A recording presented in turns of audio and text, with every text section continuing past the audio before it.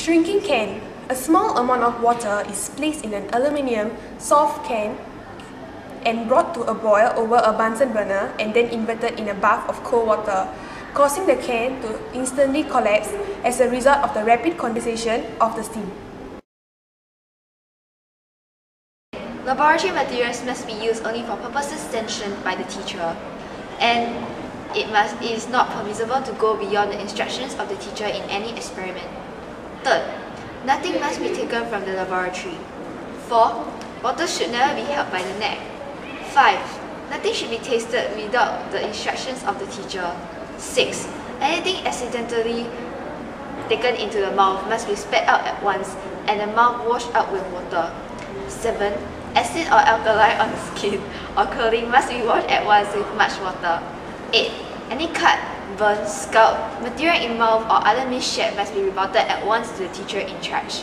Lastly, make sure that the name on the bottle is exactly the same as that of the chemical you require.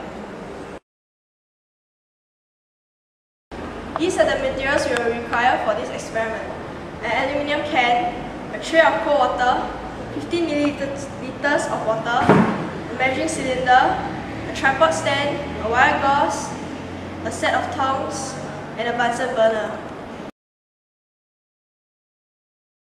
Pour about 15 milliliters of water in an empty aluminium soft drink can.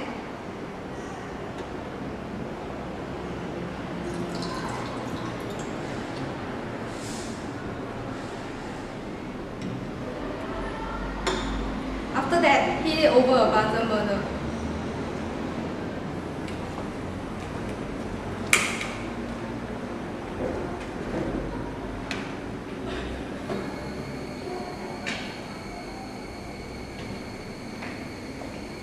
Heat it until water vapor are seen on top of the aluminium can, and then you will invert it in a tray containing a cold water.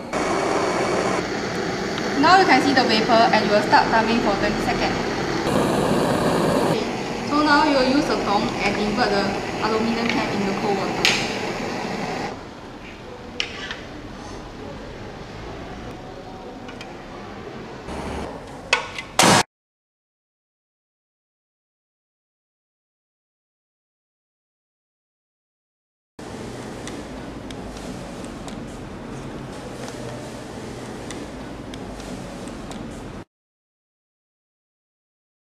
Conclusion.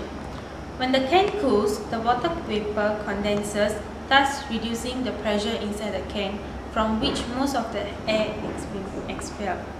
The surface area of the can is about 0.31 meters square.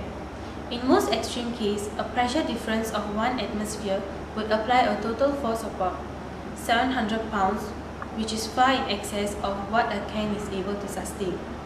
One might suspect that the water would be drawn up into the can. However, since the hole in the can is small, the condensation occurs quickly. The velocity of the water inhibits it from entering the can. Some water does spray up into the can, and it is this water that causes the steam to condense so rapidly. The hazards are: the can contains boiling water at 100 degrees Celsius and can cause burns to the skin if it is touching with unprotected hands. Be sure the outside of the can is clean to prevent it from catching fire. The procedure again. Put about 15 milliliters of water in an empty 12-ounce aluminium soft can, one with crush in its name is good, and heat it over a Bunsen burner or hot plate until a cloud of condensed vapor escapes from the mouth of the can for about 20 seconds. One should point out that the cloud is not steam, which is an invisible gas, or smoke, which is a collection of tiny solid particles. Using tongs, quickly lift the can from the Bunsen burner and invert it in a tray containing cold water to a depth of few centimeters. The can will collapse instantly. Try this 2 times. Thank you.